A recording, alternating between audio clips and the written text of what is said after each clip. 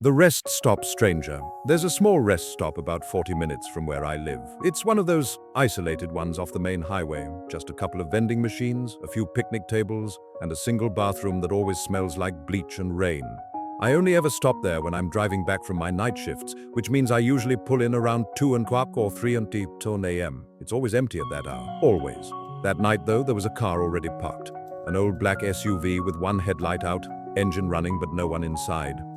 I remember thinking it was weird, but I brushed it off. Maybe someone was inside the restroom. I parked a couple of spots away, stretched my legs, and went to grab a drink from the vending machine.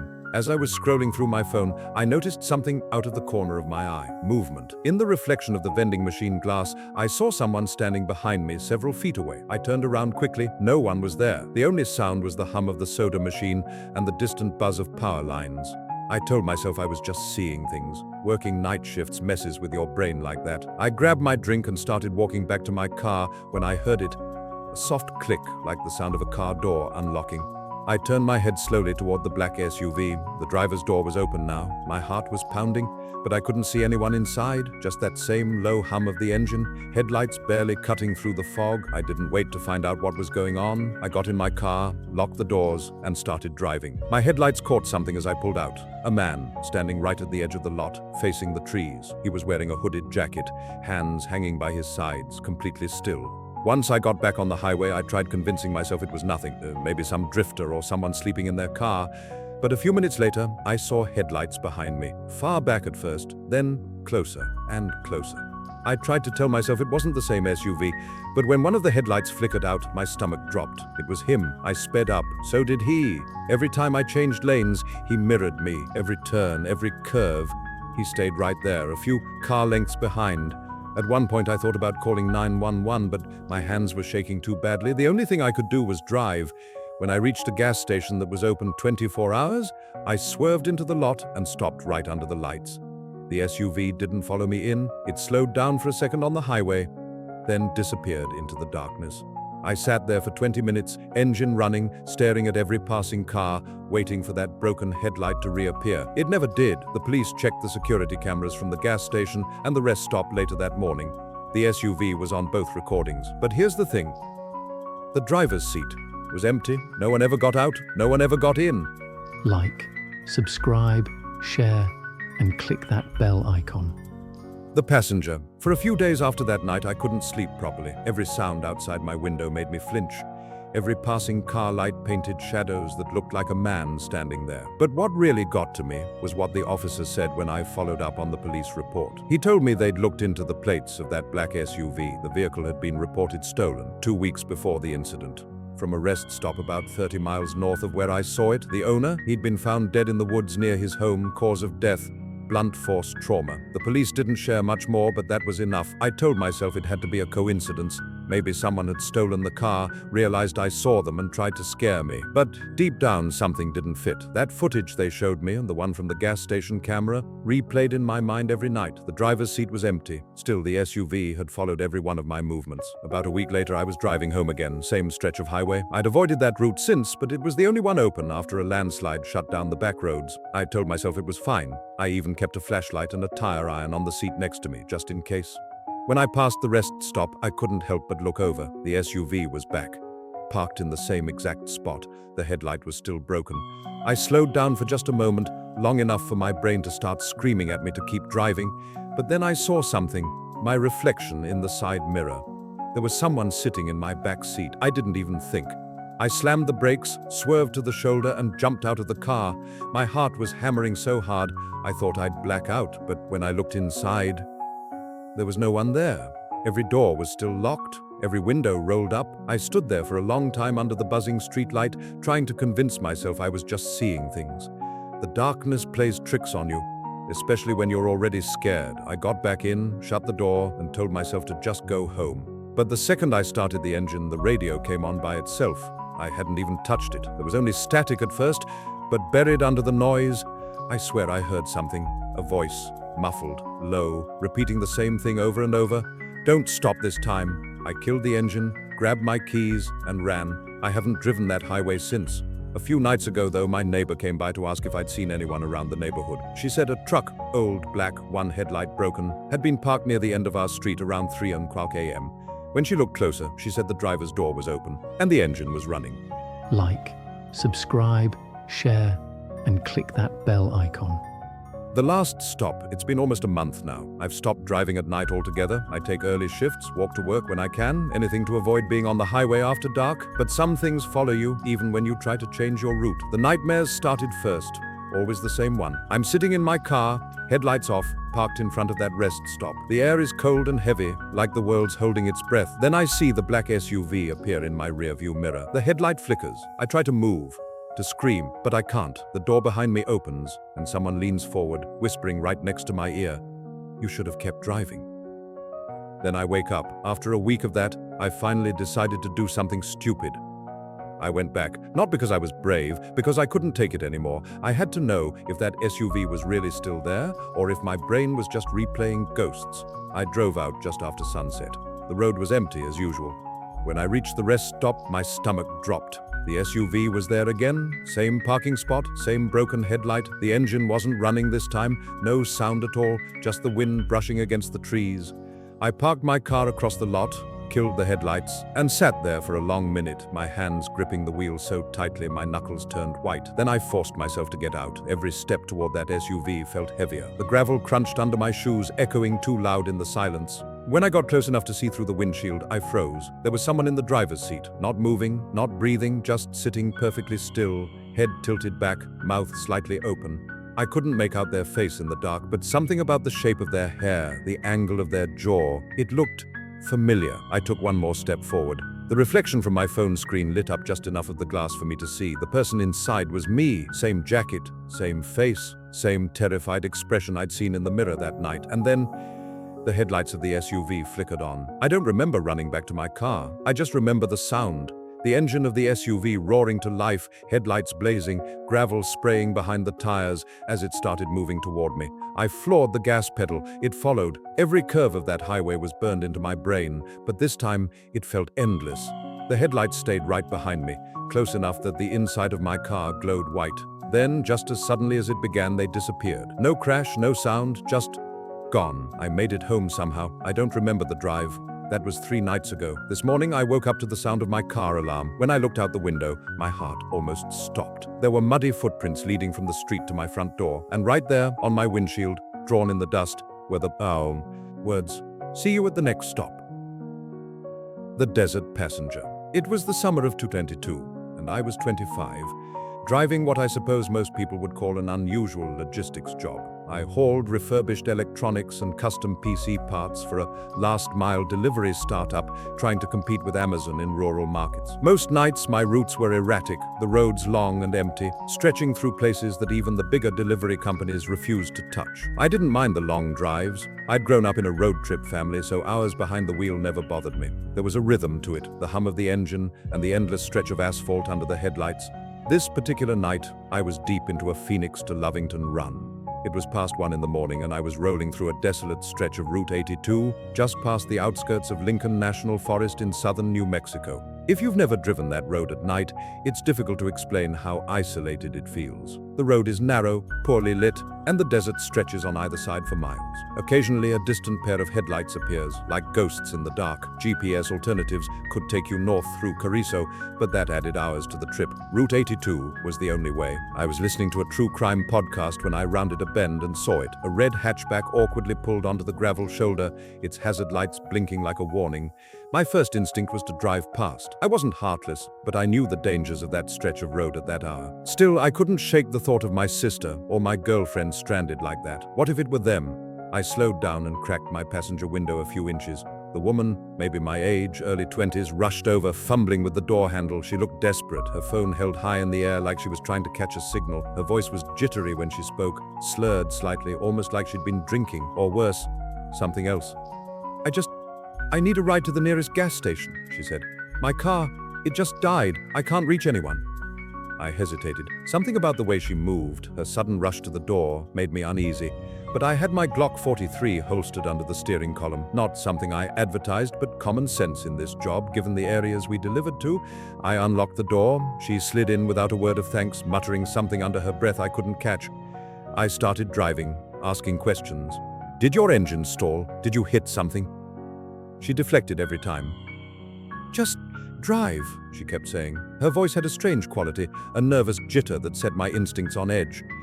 Then I glanced back toward her car one last time, and that's when adrenaline slammed me into overdrive. A man had stepped out from behind it, standing still on the gravel, holding something long, maybe a bat, maybe a pipe, I couldn't be sure.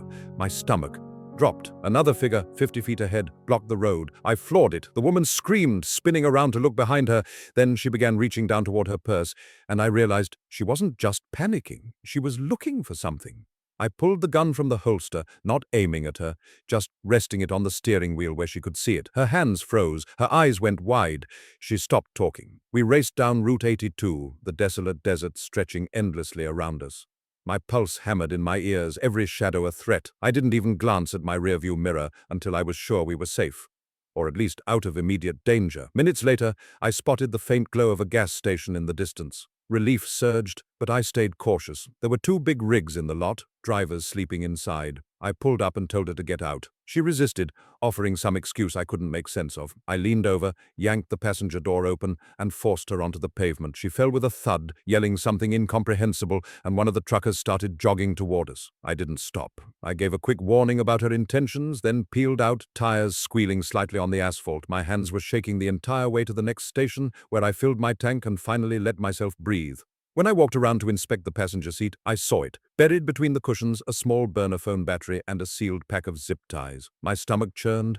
Whatever she'd been planning, it wasn't good. I tossed the items in the trash and sat in my truck for a long moment, staring out at the empty desert road, listening to the hum of the gas pumps and the occasional distant truck engine. I never reported it. Not to the police, and certainly not to my company. Explaining why I was armed and why I physically removed someone from my vehicle seemed more likely to get me in trouble than the potential danger she posed. Driving away, I kept glancing in the side mirrors. Nothing. The desert was empty again, just my truck and the long road ahead. But I couldn't shake the feeling that eyes were still on me, that her story, or someone else's plan, wasn't over yet. Over the next week, I couldn't sleep without replaying that stretch of highway in my mind.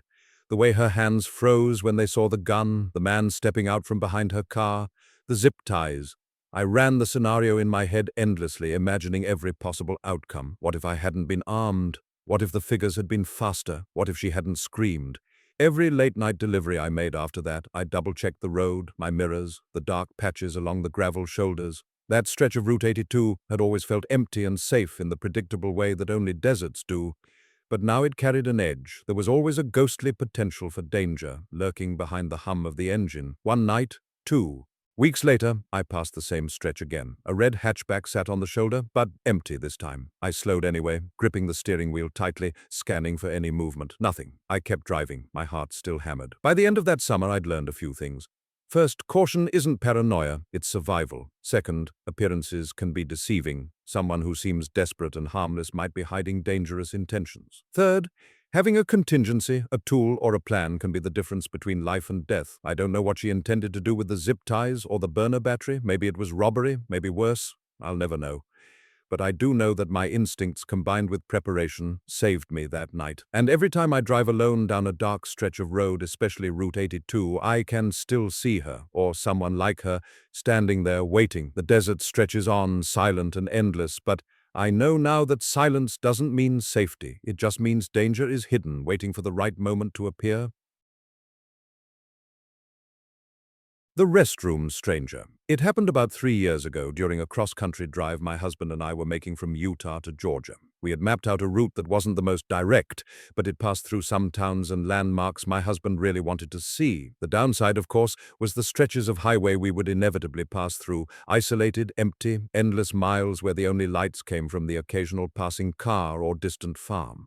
By the time the sun had set over western Kansas, we were somewhere along US Route 400 in a patch of road that was essentially nothing but flat farmland for miles. My husband had been driving most of the day, and I had dozed off in the passenger seat, the rhythmic hum of the tires lulling me into a deep, almost unnatural sleep. I am the kind of person who can sleep anywhere in a moving vehicle, and this stretch of road, seemingly endless, made it easy. I woke sometime after 10 at night to the car slowing down. My husband had pulled into a tiny gas station off the side of the highway. Neon signs flickered faintly, and the place looked like it hadn't changed in decades. He said he was going to grab some snacks and fill up the tank. I decided to step inside with him, thinking it might be my last chance for a real restroom for a while. In my half-consciousness, I didn't bother bringing my phone or purse. It was just a bathroom visit, quick and mundane. I assumed nothing could go wrong in a place like this. Inside, the store smelled faintly of stale coffee and disinfectant. The cashier, an older man with gray hair and deep-set eyes, didn't even glance up when I walked in. I nodded and made my way toward the narrow side hallway that led to the restrooms. It was quiet, almost too quiet, the only sound coming from the faint hum of the overhead fluorescent lights. As I pushed open the door to the women's restroom, I almost collided with a woman coming out of one of the stalls. That in itself wouldn't have been remarkable if not for the way she looked. Her hair was a tangled mess, gray and sticky, clinging to her scalp in odd patches. Her flip-flops, cheap foam ones, made soft, unsettling slapping sounds as she walked. And then there was the coat. A thick purple and green monstrosity of a coat, clearly meant for winter. I reminded myself that it was summer, probably 80 degrees outside. She carried a tied-up plastic grocery bag in one hand, and when she saw me, she didn't move aside. Instead, she stared. Not a casual glance, not an "excuse me" type of look, but a fixed, expectant stare that made me feel uncomfortable instantly. I didn't know what she wanted. Did she need me to say something? Step aside? The stare didn't allow me to pass naturally, and I gave her a polite nod, trying to sidestep her, but she didn't move. I assumed she would leave me alone. I was wrong. Instead, she turned and followed me, stepping toward the sinks, but she didn't. Turn on the faucet. She didn't look in the mirror. She stood there, arms at her sides, waiting. Waiting for what? I had no idea. My unease escalated rapidly, and I slipped into the nearest stall, locking the door behind me. As soon as I sat down, I immediately regretted leaving my phone behind. I had no way to alert my husband if something went wrong, and the growing sense that something was very, very wrong made my stomach twist. I sat there, trying to steady my breathing, hoping she would just leave. Minutes passed. Then I heard it, the soft slap of her flip-flops moving toward the door. The door opened and slammed shut. My heart leapt into my throat, and I waited a few more seconds to be sure she had actually left. But then I noticed it. Breathing, not mine. Someone else was in the restroom, somewhere in the shadows. Panic shot through me. She hadn't left. She had faked leaving. My mind raced. Was she hiding behind one of the stalls, near the sinks, in the corner, just out of sight? I froze, trying to quiet my own breathing. Every sound seemed magnified in the small room. The metallic drip from a faucet, the flicker of the overhead lights, even the soft hum of the ventilation system felt ominous. My mind ran through worst-case scenarios, each one more terrifying than the last. The door opened and closed again. The breathing stopped. Relief washed over me, brief and fleeting. I waited another 30 seconds, hesitant to make a move, and then a sharp, sudden gasp, like someone had been holding their breath, followed by the unmistakable sound of the bathroom door opening and closing. She had faked leaving twice. I felt the terror tighten around my chest. I had no idea what she wanted, but the games she was playing were not benign. I waited, silent, paralyzed, listening to any movement. I couldn't move until I was absolutely certain the coast was clear. Finally, my fear overrode my hesitation. I slowly unlocked the stall and stepped out, fully expecting to see her crouched somewhere, ready to spring, but the restroom was empty. My hands shook as I washed them quickly, glancing nervously at the door. I tried to convince myself I was imagining it, that she had finally left. I made my way back to the main part of the store, lingering near a rack by the entrance. A large man was checking out at the counter, and I used him as cover, walking out slowly behind him. My paranoia didn't let up until I reached the parking lot, and there she was. She lingered to the side of the store, crouched slightly, holding something in her hand I couldn't make out. Her stance, her glare, it was a predator waiting for prey. I couldn't tell if it was a knife or some other weapon, but the intent in her posture was clear. My body tensed, ready to run, to scream, to fight, but then, just as quickly as she appeared, she turned and walked around the side of the building toward the back. I ran to the car, slammed the doors, and told my husband to drive. He looked at me, confused. I didn't answer him, just leaned back against the seat, trying to catch my breath. As we pulled onto the highway, I glanced back. She stood at the edge of the building, watching us drive away. My stomach churned. I told my husband everything once we were some distance down the road. He was frustrated with me for not bringing my phone, which was fair, but there was nothing to be done. We agreed to try and forget about it and enjoy the rest of our trip. I have never used another roadside restroom since. Even now, 3 years later, I can't drive past an empty gas station at night without imagining her waiting silently in the shadows, watching, planning. The encounter left a mark, a reminder that even the most mundane moments can become terrifying in the wrong circumstances. That summer drive across Kansas was supposed to be a simple journey, but it became a lesson. Always be aware, always trust your instincts, and never underestimate the quiet menace hiding in the corners of everyday life.